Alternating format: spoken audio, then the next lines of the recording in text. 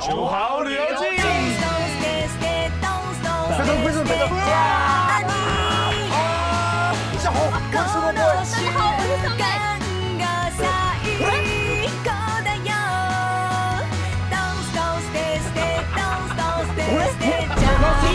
一个人，开到平5，就说到平5有300公里，只有你能开吗？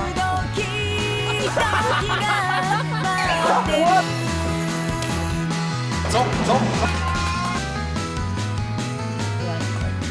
負けたチームは宿なしです。1月ですよ。しょうがないですね。真的有鬼！哎，你们不要紧张。我问你一个问题，哎，你多久没开车了16年。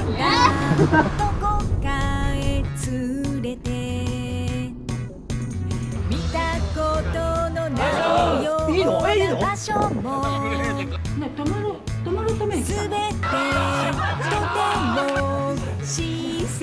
越想越不对劲，你是不是想把我给卖掉？咱俩是我想说，哎呀。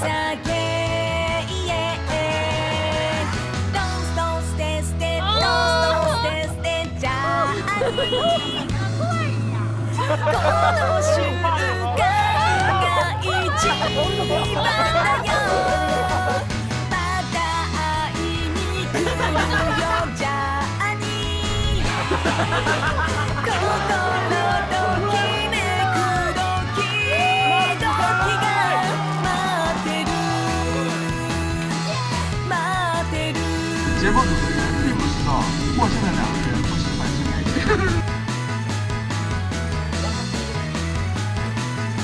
哦，小美，你一定要来体验一下，露宿街头。现在我后悔了。对呀，对呀。